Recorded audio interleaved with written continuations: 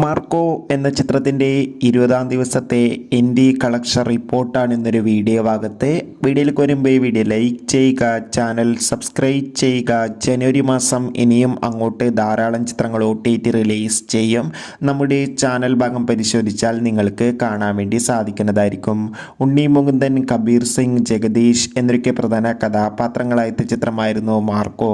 ചിത്രത്തിന് ഇപ്പോഴും നല്ല മികച്ച പോസിറ്റീവ് റെസ്പോൺസ് തന്നെയാണ് പുറത്തുകൊണ്ടിരിക്കുന്നത്. അതുകൊണ്ട് തന്നെ എല്ലാ സിനിമാ പ്രേമികളും ഒരേപോലെ ചിത്രത്തിൻ്റെ കളക്ഷൻ റിപ്പോർട്ട് അറിയാൻ വേണ്ടി ഏറെ ആകാംക്ഷയോടെയാണ് കാത്തിരിക്കുന്നത്.